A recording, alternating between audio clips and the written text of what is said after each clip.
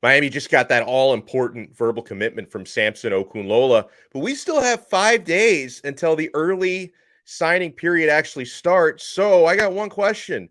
Who's next? You are Locked On Canes, your daily podcast on the Miami Hurricanes, part of the Locked On Podcast Network, your team every day.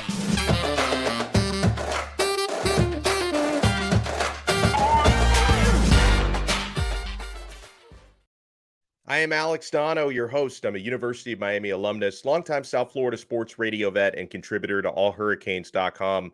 Thank you so much for making Locked On Canes your first listen today. We're available free wherever you get your podcasts and available free on YouTube. Today's episode is brought to you by BetOnline.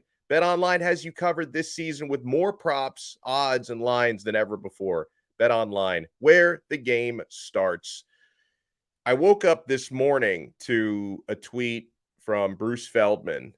Really puts things into perspective as to what Mario Cristobal is trying to build through recruiting right now. Miami now have 3 of the nation's top 20 recruits committed for the 2023 class, including 2 5-star offensive tackles, Francis Mauigoa and Samson Okunlola, and the number 1 cornerback in Cormani McClain. That's as many 5 stars as the Canes have landed in the previous 8 classes combined. Doesn't that say it all right there? It's taken Miami 8 previous classes to get 3 5-star players committed. Mario Cristobal has already done it. And, that's probably the last 5-star to come in. But I never say never at this point. Let's bring in our expert, John Garcia Jr., head of football recruiting for Sports Illustrated. So, John, that's probably it for 5 stars, right? I think there could be some 4 stars who might still come in. Yeah, I think there's still plenty of room for the Canes to add to this class. But look, you never say never, right? I mean, this era of recruiting is as fluid and ever changing as we've seen in any of our lifetimes. So, yeah, until the dust settles on Wednesday, you feel like you've got a shot for everybody at this point. And why not? Miami is recruiting as well or better than any program in the country, especially in a smaller window. So, yeah, their confidence should be at an all-time high for this staff and fan base alike. Every time John Garcia joins us, he's brought to you by LinkedIn Jobs. LinkedIn Jobs helps you find the qualified candidates you want to talk to faster. Post your job for free at linkedin.com/lockedoncollege. That's linkedin.com/lockedoncollege to post your job for free. Terms and conditions apply. So we have a lot of future targets to talk about, but let's talk about the Pancake Honcho. So this recruitment, it became a roller coaster near the end. I don't know how much of that was reality or just kind of the smoke and the rumors, but John, within the last couple of weeks, it really looked like the Gators might get him. And then within the last couple of days, Michigan State made, from what I understand behind the scenes, was a really heavy, late, probably too late push to land the Pancake Honcho. So how close do you think Florida got, and how close do you think MSU got before he ultimately picked the U? Those are great questions, Alex. I think it's kind of the gift and the curse of being the leader for such a long time. Remember, going back to June, the Miami buzz started to build in a very strong way towards Okunlola. And then he went on this, it feels like a 4-month stretch with no visits, no other schools really being able to push in. We heard Ohio State, Alabama, Penn State trying to get in, and then Florida became that first school to get in, and then they got 2 visits out of him. So, yeah, I think Florida had very real and tangible momentum. His family was able to get down to Gainesville as well. Florida got the last visit on top of it and the last official visit. So I think that one felt more like a classic Florida versus Miami battle. And it was a matter of Miami holding off its big and long-standing perceived lead versus Florida chipping away at it. Michigan State was the wild card to me. That was out of left field, late swing, big swing from what I hear. And they're doing it with other prospects as well. They just flipped a quarterback recruit, I believe, from Washington State. So they're swinging big late in the cycle. Of course, they hosted Samson for a summer official just like Miami did. And they were always kind of the other school in it, right? We heard a lot of fluctuating schools, But Michigan State was one of those that hung around. And obviously when he dropped his top 4, there was Sparty. To the surprise of me and maybe some others, there was Sparty, not Ohio State, not some of these other schools, Oregon, that were in it. It was Sparty. So I do think it was real over the long haul. And I do believe, as you also heard, there was a big late swing for Michigan State. So again, it's kind of the gift and the curse. You want to lead and land these kids, but the process from A to B is kind of stressful at that same light. So it was really about Miami holding off. But ultimately, as Samson has said, it's just the belief that this O-line is going to be overhauled immediately. We've already basically seen it, right? And B, the combination of Cristobal and Alex Mirabal together is always going to have an opportunity to not only showcase offensive linemen, but develop them simultaneously. And that belief is almost independent of the record, on-field product, trends, momentum. O-linemen are their own beasts, if you will, in recruiting. And this group has clearly bought into that with Okunlola as kind of the de facto ringleader now that he is officially on board. So I think that was where other schools were clearly going to negatively recruit Miami, but that internal belief, especially at that position, was just too much for a kid like that to pass up. But he absolutely did his due diligence and kept his ears to the ground on anybody that was willing to pitch him something different. And, you've had the opportunity, John, to scout Okunlola during his junior and his senior seasons at Thayer Academy. Can you tell Miami fans what sort of a player they can expect? This is a blindside left tackle of the future. This is almost a prototype, I would say. 6'5", 305, carries it incredibly well. This is as well put together a 300-pounder as you will find in NFL, college, or high school football. And that's the thing. He's lower body dominant within that 300 pounds. He's a wrestling champion and a track star too. So you understand kind of the lower body dominance, which is kind of scary because to me, there's some room for him to add some good mass up top. So he could end up being this 320-pound wall of humanity down the line. But what he works so well at right now is what you would expect with that 3-sport background. Unbelievable movement skills, unbelievable explosiveness at the point of contact, and this ability to redirect that shouldn't be possible at that size. So it means as a pass protector, all the tools are there. I think there's still some polish to be had going forward, especially relative to the competition that he played against. But as a run blocker, I mean, this is as ready-made a prospect in space, in the booth, getting to the second level, reach blocking, coming down a couple gaps, whatever you need him to do from a run blocking perspective, he can do it at an all ACC type level right now. He is that athletic and that explosive. And that's why the recruiting battle was so crazy for Okunlola in the end. Now, the answer might be both, but who do you think is more ready to be a day one starter or a day one rotational guy, Okunlola or Francis Mauigoa? Oh, that's a great question. I think from a tools perspective and an upside perspective, it would be Okunlola. But based off of his last 2 years dominating at IMG Academy with a more compact kind of direct frame, I think Mauigoa could see the field first if he's willing to play versatilely, meaning can he slide down to guard, which is where we project him at SI, number one interior lineman in the country. What about right tackle? Some of those kind of compromising decisions that young players have to make at the collegiate level. If Mauigoa is willing, I think he could see the field first, but I don't think it's going to take long at the same time for Okunlola to theoretically join him. And you could theoretically put each at the tackle spot, Okunlola at left, Mauigoa at right, and kind of build from there. And that's the beauty of recruiting elite players. It's going to force competition amid that overhaul that we talk about on the offensive line. And again, there's going to be a lot of teenagers on the field for the U. Not the best thing overall for winning and losing, but for the long term, it's absolutely going to be a critical point. And not surprisingly, for Mario Cristobal, it's going to start up front.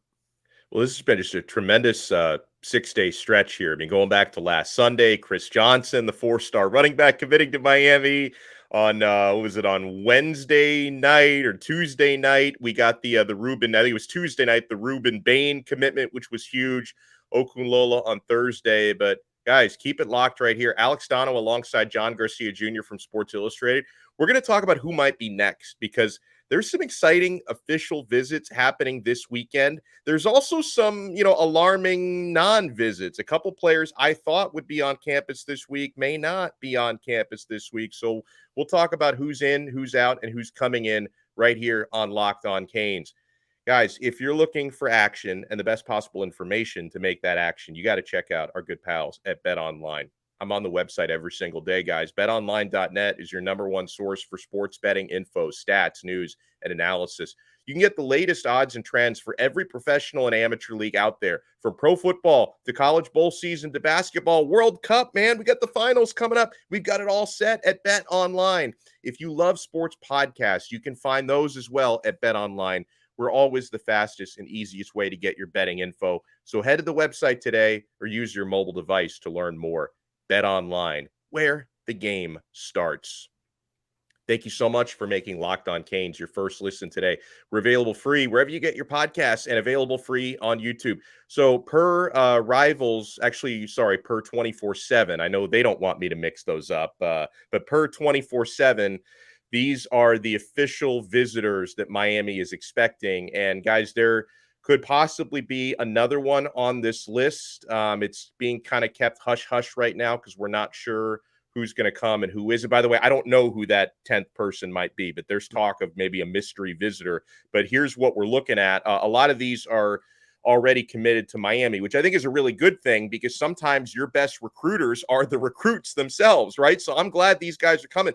Antoine Jackson, I'm very relieved because we thought he wasn't going to use his official. He's using his official. We've had him on potential flip watch, but he's looking more solid now than he has been.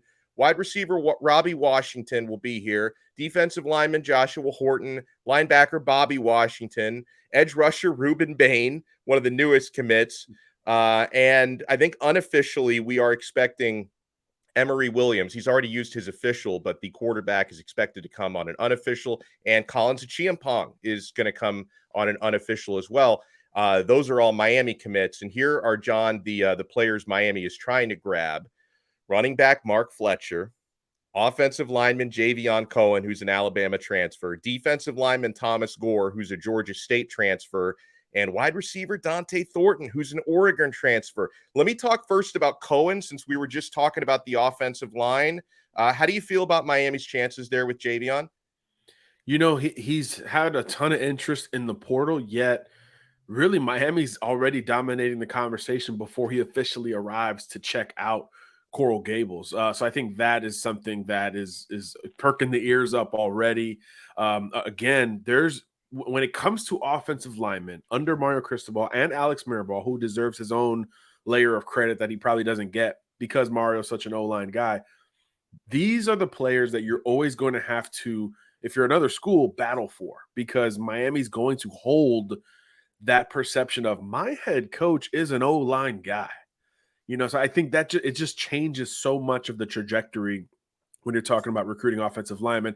But business-wise, as we talked about, it's an overhaul, right? I mean, Javion Cohen would be your best lineman immediately, would he not? That's a great point. I think he would be. I mean, maybe him or a healthy Zion Nelson if he can ever get healthy. Right. So I think those are very advantageous opportunities there for Miami. So I don't believe Cohen's taken any other visits. This will be his first. Look, this is a kid who grew up in SEC country and went through the experiences on that end of his recruitment. One-time Auburn commitment, flipped to Bama there at the end of his recruiting cycle, had a bunch of other schools in it, but Miami's going to offer him something different, the opportunity to play in a little bit more of a pro-style scheme, we think, and certainly have that opportunity maybe for him to play offensive tackle. I think that could be a big factor as to why he's considering Miami and some other schools relative to leaving Alabama, where he was a starter at guard for a very long time, really over the bulk of the last 2 seasons. But coming up, this was hey, I want to play tackle kind of kid. He was a longer, leaner player as a prep standout in Phoenix City, Alabama. So he always envisioned himself at offensive tackle. It's never that simple, but I do believe the positional versatility at a minimum could be something that he's looking to explore with other schools. And obviously the door seems open at Miami right now. And now he's taking the visit finally. I think that's the biggest thing. We thought it could be last weekend. and then, okay, it's pushed off. Does that mean someone else is swooping in? Not necessarily, just pushed it down to this weekend instead. So I do think this could be a situation that moves pretty darn quickly for both Cohen and Miami. Naturally, there's a huge need still for the Canes, even though this high school offensive line class is so darn strong.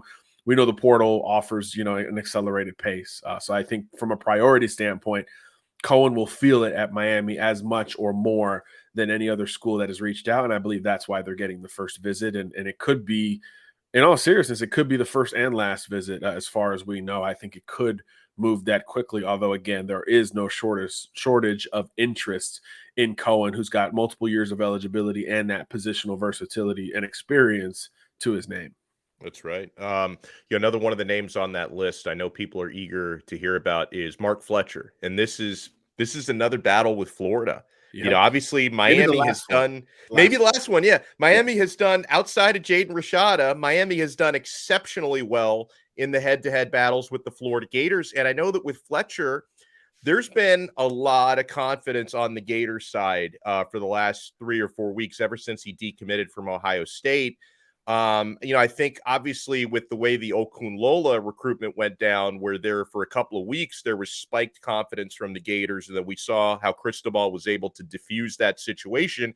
I don't know, and obviously I'm a little biased towards Miami. I'm covered in Canes gear from head to toe, but I kind of wonder if the same thing could happen down the stretch with Mark Fletcher. What are you hearing about his recruitment?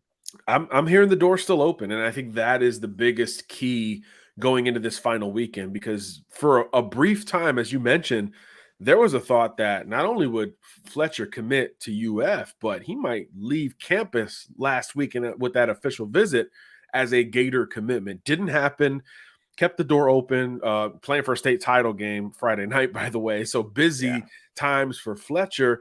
So I think he wants to get that ahead of him before he could really focus on the official visit to Miami, and then ultimately make this in-state decision. Obviously, from a familiarity standpoint, he's been to Miami a bunch. American heritage to Miami is a thing. He's got former teammates down at the U and current teammates that are being recruited heavily by the U, Brandon Ennis, Damari Brown, etc. So there's a lot of Miami conversation within that program, and there really always has been. So there's this sense of, I got to see it through. I got to vet it out, even though right now, today, as we speak, I think Florida is to be viewed as the favorite here, especially with Miami grabbing Chris Johnson. I think that was a huge grab for the Canes because he was a lot more certain than Fletcher, which feels like a coin flip at best from the Miami perspective. But with that door remaining open, and just like we talked about with the offensive line, the opportunity at Miami outweighs Florida by a large margin. Florida's bringing back ETN. They're bringing back Johnson. They're bringing back their top 2 rushers in a run-heavy scheme, and they're bringing in other running backs on top of it, and they've got some in waiting in the wings. Miami, much more wide open, right? Multiple transfers at the position, a lot of uncertainty at the position, even with some of the youth that's on campus. So from the business standpoint, Miami could start to make a lot of sense for Mark Fletcher, who isn't a guy who's used to sitting on the bench. This is a 4-year high school starter, even at American Heritage, who's been coveted and prioritized everywhere he's been. That's hard to shake in some respects. So I do think Miami has something in its arsenal. Kevin Smith has recruited him from the moment he got to Miami. He is a well-known running back recruiter with South Florida roots. So I think the hometown feel, the opportunity to play early, all that stuff personally and as a human will resonate with Mark Fletcher. It's just, can it help Miami close the gap? I'm not sure at this point, but there's a shot out there, and Miami has taken advantage of its shots, even as underdogs, throughout this recruiting cycle. So I'm definitely not counting them out. So when we come back, I want to talk about a defensive back that Miami is competing with for Florida State. Seems like there's a positive trend in that direction. And, I mentioned the name of a transfer portal wide receiver who Mario Cristobal knows very well, who's visiting this weekend. We need outside receivers because Miami is pretty much loaded up with slot guys. So we're going to talk about that right after we talk about the importance of driving sober. You're hanging out with some friends, you're putting back a few drinks, a few becomes too many. Then as the evening comes to an end, people start to head out. You think of calling for a ride, but nah, you live nearby. You can make it home okay. It's no big deal. What are the odds you get pulled over anyway? And even so, what's the worst that can happen? Your insurance goes up.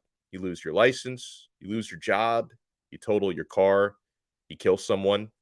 Everyone knows about the risks of driving drunk. The results are tragic and often deadly. However, that still doesn't stop everyone from getting behind the wheel while under the influence. That's why police officers are out there right now looking for impaired drivers on our roads to save lives. So if you think you're okay to drive after a few drinks, think again. Play it safe and plan ahead to get a ride. It only takes one mistake to change your life or someone else's life forever. Drive sober or get pulled over. Alex Donno alongside John Garcia, lead head of football recruiting, I should say, for Sports Illustrated. John, Edwin Joseph was a name that, he even talked about it. Miami had kind of cooled off on him for a while. In recent weeks, they've been hot and heavy with the athlete, but more of a defensive back coming out of Chaminade. Primarily plays corner. This is a battle with Florida State, so they've really had Edwin Joseph feeling the love. Miami's actually going to do a visit with his parents on Friday night, and it's only the parents because Edwin's headed out to Las Vegas to play against Bishop Gorman this weekend, which is a big game for Chaminade. What can you tell me about Edwin's recruitment right now, and if Miami can make up some of that ground that they had lost to Florida State? Yeah, this one has fluctuated a lot, and I think that's good news for Miami, right? He has been open and receptive to swift changes in his recruitment. Remember, he was kind of a late riser. He was a guy that everyone knew about, but the bigger schools hadn't jumped all in on really until the end of the summer or early fall. So he's played that waiting game before. So I do think that helps Miami's attempt to try to grab him late, pull him away from the clutches of Florida State. A lot of schools have been in and out in this recruitment. We heard Auburn. We heard a couple of other schools in the SEC. There were a couple others jumping in addition to FSU and the Hurricanes. So pivoting back to the U, I think is something that could very well happen. Edwin has versatility, two-way guy, but from the beginning of Miami's recruitment of him under this staff, it was always about the defensive backfield. And I think that's where he feels most comfortable about his upside. So that being reiterated to his parents and through him digitally or however they're communicating, I think will be important to Miami. And he's also admitted to me and others in interviews like, hey, that's the crib. That's still the hometown school. So if there's a program that's going to have a chance, maybe despite being up and down with him, it would be Miami. And again, we keep talking about it. These are huge needs for the Hurricanes, not only in this class, but on that current roster, which has had so much turnover over the last 12 months or so. So I do believe that that could be a big late play for Edwin Joseph. FSU's recruiting great right now. They just had him on campus for an official visit after the state title win up in Tallahassee, which was kind of lucky for FSU, but they certainly took advantage of it. So I do think it'll be an uphill climb for Miami. But again, that heart pull, that hometown pull is still something to resonate with, especially under Mario Cristobal. That was business order one for this coaching staff. Keep South Floridians in South Florida for their college ball. And you're going to swing big late in the game for the Mark Fletchers and Edwin Josephs of the world, even though you've really never been the perceived leader for either. So, it looks to me like Miami is on the verge of striking out with Conrad Hussey. I was hoping that the four-star safety out of St. Thomas Aquinas would be visiting this weekend. It looks like he will not be visiting. So I guess he's either going to stick with his Penn State commit, or Florida State could be a possibility because he did just take a visit there. So I probably cross Hussey off my list. Miami has 4 scholarship safeties returning. I'm feeling better about Antoine Jackson now, sticking with his commitment. But, when Brian Ballum, went in the portal and came out of the portal, I thought that was a football decision, but it sounds like it might just be an academic decision. He's going to finish his diploma next semester at Miami, and then he might go right back in the portal. So Miami's going to be really thin at safety. So, John, my question for you is, do you think Edwin Joseph, is he versatile enough? I know he favors corner, but do you think he could play safety? Absolutely. Miami has kind of made a living on these smaller instinctive safeties from South Florida, right? Cam Kinchens is an All-American at this point. Coming up at Northwestern, never the dynamic guy, just the guy who had that nose for the football and made plays, which reminded you of the last smallish safety to do it at the U, Jaquan Johnson. Same deal. Never physically freaky from an athletic standpoint, but just smart, instinctive, played within his role and had that nose for the football. Edwin has a lot of those same traits. It comes from his two-way ability, right? He's not considered the first or second best receiver at Chaminade, but you go watch them play, and they may be the best team in the country. He's making plays on offense just as much as Jeremiah Smith and Josiah Trader, who are the elite receivers. And then on the other side of the ball, it's the same thing. A lot of it is based off of just sheer football mentality and playmaking ability. So he's a little bit leaner than Kinchins and Jaquan when they got to the U. So I think that would be the next step for him. But a nickel hybrid safety type projection is something that could work because of the intellect and the instincts plus athleticism that Joseph brings to the table. Chip on your shoulder kind of kid, just like we've talked about with those other two. So that could be kind of a trend for Miami, these smallish safeties to balance out with the freaky James Williamses of the world that are, 6'4", 6'5". That has worked in the past, and I think Joseph could be a bit of a bridge to that happening again under Mario Cristobal. I'm glad you mentioned James because we found out he had shoulder surgery. He was playing through an injury for much of last year, which, I don't know, it might kind of explain his uneven performances on the field last season. Hopefully his recovery is good to go for next year. But that's, that's another reason why the Hurricanes are looking kind of thin at safety. But I also want to ask you, wide receiver. Miami's got Dante Thornton, Oregon transfer portal receiver. They've got him officially visiting this weekend. He's got the size that I crave, John, 6'5", about 200 pounds. Miami needs more length at that position. How you feel about Thornton and his Miami recruitment? Well, look, I mean, there's no coaching staff he's got a better connection and vibe with than Miami's, right? Recruited by Mario Cristobal all the way from Baltimore to Eugene. I mean, that's a trek, and that's trust. Right. And Thornton had a huge freshman season, a bigger freshman season under Mario than his sophomore campaign under Dan Lanning. So we were hearing portal buzz really mid-season. Even while the Ducks were this Cinderella story, we were hearing some portal vibes back then. So naturally, the schools that were involved in his recruitment 2 years ago were the ones that were going to come back up. Penn State, which always recruits the Baltimore area incredibly well, and Auburn, which at that time under Brian Harsin was hitting the East Coast a little bit harder than we're used to seeing the Tigers. So those two schools have jumped back in the race there. Of course, now Auburn, guided by Hugh Freeze, they're going to throw the ball a little bit more. So that's something that will resonate. So I think Auburn has a chance to stay in the race. Georgia was poking around a little bit, as we mentioned, Penn State, but now here's Miami getting this visit, and it's got other coaching staffs on alert because they're like, man, Mario Cristobal again for this kid. So the combination of the relationship, the trajectory of the schools involved, and just the need. Again, we keep talking about it. O-line, secondary, receiver, huge need for Miami in this cycle, and from a size and speed profile, hard to get something more both experienced and interesting than a Dante Thornton. So that relationship will be renewed in person this weekend, and I think it becomes a Miami-Auburn battle. Do you want to go with a bit of a roll the dice with Hugh Freeze and Auburn and fill a big need there? Or do you go with a little bit more familiarity, at least from a personnel standpoint, under Mario Cristobal and become a potential starter down at the U? So I think that's going to be a fascinating receiver battle because both programs are going to present plenty of playing time along the way. So we have uncommitted players on official visits this weekend confirmed. Mark Fletcher, Javion Cohen, defensive lineman Thomas Gore, and Dante Thornton, who we just talked about. I mentioned there could be like a mystery visitor. There's buzz about that. I can tell you it's not Anthony Hill. So I can tell you it's that was the rumors of a leak yesterday about that, and then Sarkisian went on damage control. Anthony Hill officially verbally committed to Texas last night. So it's definitely not Anthony Hill. They got plenty of linebackers, though. I mean, this is a full linebacker class. Yeah, no, that's true. That's true. And it looks like, by the way, Stanquan Clark not expected to visit this weekend as well. So you can potentially cross him off your list. But huge thanks to John Garcia Jr. Make sure you check out his work in Sports Illustrated. Follow him on Twitter at John Garcia_Jr. We'll talk to you again next week, John.